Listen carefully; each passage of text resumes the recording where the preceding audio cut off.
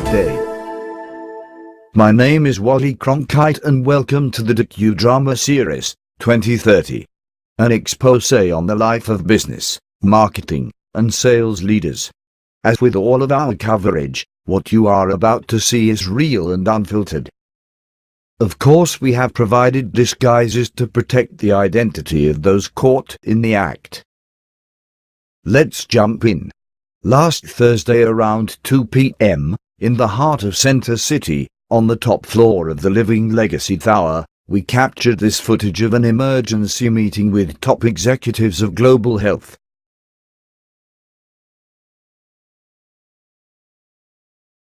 Hey team. 2 weeks until I present to the board our strategic plan for this year. As I have been saying to everyone in the company over the past 3 months, our plan must be innovative and decisive. Today is about getting the senior leadership in this boardroom on the same page. This is our time to come together. Let's all get in the global health boat. Row in the same direction. Weather the storm. All for one, and one for all. Okay, Mr. Head Cheerleader. You can put lipstick on a pig, but it's still a pig. From an HR perspective, morale is down, the water coolers are packed, and top talent is fleeing. Our boat is sinking. Well, it's no wonder. Sales are off and the pipeline for potential new deals is down. Our people aren't dumb. They know what is going on. Folks are fleeing the ship. I've always said, it's a numbers game. When is marketing going to step up? My team needs more qualified leads. Give my team something qualified to hunt and they will get it closed at any cost. At any cost? Is this not part of the problem? So you're blaming marketing for the poor sales results? Give my hunters something to chase and they will track it down. Kill it, skin it, and leave the quiver impaled on the side of the road. But new business buys time for everyone around this table to fix our product quality issues with our current customers.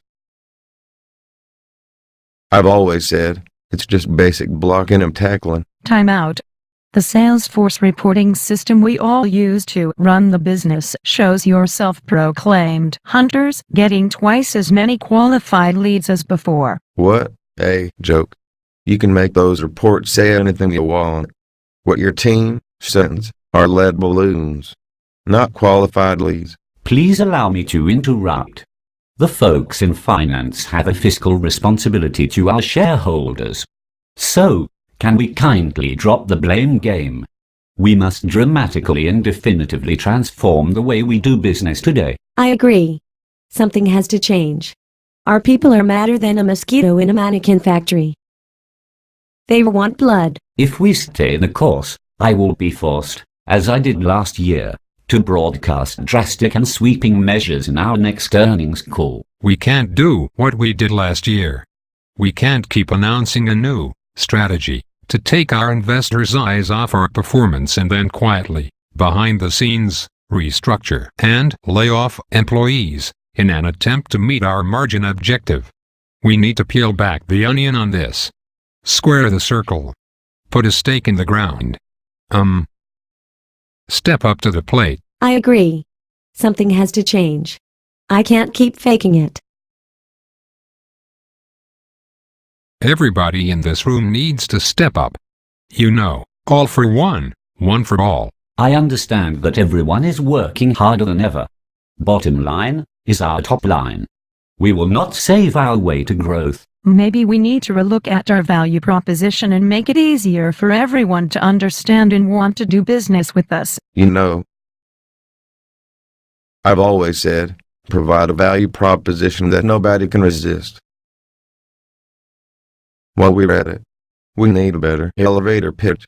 Something clever that is 30 seconds or less. I've always said, A, B, C. Always be closing. You know, something that stops prospects and customers dead in their path. Something to make them want to buy from us. How about silver bullets at the price of copper? If I might interrupt again. Does anyone else feel like we are in a time warp back to last year at this time? Show of hands. What do you think someone would say if they were watching us right now? We are making a heap of assumptions. We are not aligned as an executive leadership team, or as you say, in the same boat rowing together in the storm.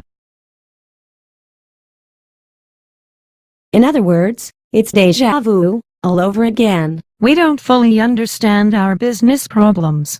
Silver bullets rarely fix real business problems.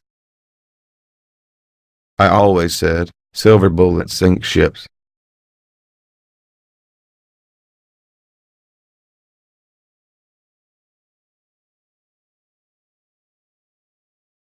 Wow, did you see that? Real-life executives dealing with real-life situations. However, there is even more to this story than first meets the eyes. Given what you just saw at Global Health, let's look at what is happening across the street at the same time in the Hercules Tower. An RFP review from top sales leaders at the company, Faster Than Light Solution. Less than 4 days until we get the chance to close this 7-figure plus deal at Global Health. This is going to be really big for me. And everyone else in this room. Mike, you know a lot of people within Faster Than Light Solutions are counting on us to close this deal. Sue, I know. My insight coach at Global Health is the Director of Operations, Jerry Roberts, who is a great guy and a really good friend. He says we are very well positioned to get the deal. It's looking really good. Mike, I see in our Salesforce system you have the odds to close at only 50%. How come you don't have the percentage higher? Mike, before everyone starts spending their commissions, can we take a step back? Absolutely. Rob, what do you want to know? I feel really good about this. As a solutions architect, I need to better understand the opportunity. Tell me what we know. Didn't you see what I put in our Salesforce system? Yes, I saw your call log, your deal review sheet, along with the vitals. Sales stage, dollar amount, close month, and odds to close at 50%. I was hoping you could give me some more details. Like what? What do you want to know? Tell me about Global Health. They're big, their leadership is sharp, they have clear direction, they have resources, and they are relentlessly focused on growth. These guys are really special. They sound unique. Just like everyone else in their industry. Mike, please tell me how we created the opportunity. Give Rob the highlights from the past year working with Global Health. Let's see. I have been calling on Jerry Roberts, the Director of Operations, once a month, for the past year. About 2 weeks ago, he shared with me that we made the short list to respond to an RFP he was releasing. Did he say why we made the shortlist? Sure did. He said we had a great reputation and liked the relationship we had built with him over the past year. We've become good friends. He's a great guy. Any idea who else made the shortlist? Most likely the bunch of usual suspects. Who helped Jerry write the RFP? I asked, but he was a bit vague with his answer. Sue and I are guessing a consultant was involved. Why does it matter? Well, that's funny. I kept thinking I had read the RFP before. Okay, let's switch gears. What's the compelling event driving the RFP? I asked that also. Jerry said his senior leadership is asking everyone to step up with innovative and decisive ways to change the game in their industry. What exactly does that mean? Rob, didn't the RFP spell that out for you? Not really. What I saw was a list of generic requirements with the expectation of providing the best possible price. To be honest, the RFP feels like a setup for a beauty contest. Mike, on second thought, go ahead and just leave those odds to close, right where you have them. 50% might even be too high. Guys, don't get me wrong. I want to win as much as you do. All for one, and one for all. Let's go all in and burn the midnight oil. Let's pull out all of the stops because failure is not an option. Besides, it's not like we have something better to go after. Well, let's roll up our sleeves and get to work. Two strategic meetings happening at the same time in the tallest towers in Center City across the street from each other. Global Health, a company trying to remake itself. And Faster Than Light Solutions, a company trying to make a strategic sale to enable global health's transformation. What are the chances?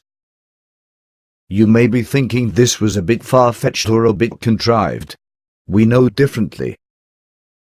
Could you relate to what you just witnessed, or did you dismiss it as an unrealistic depiction of the corporate world? Did you recall meetings where you personally added to the chaos you just saw, or did you only think about the bad behaviors of others? In other words, did you laugh or scowl? If you related, recalled meetings, and laughed, you were ready to get naked. If you dismissed it, thought of others, and scowled, you will be exposed far sooner than you realize. Get naked or be exposed. It's a matter of choice. I'm Wally Cronkite, and this is 2030. Good night.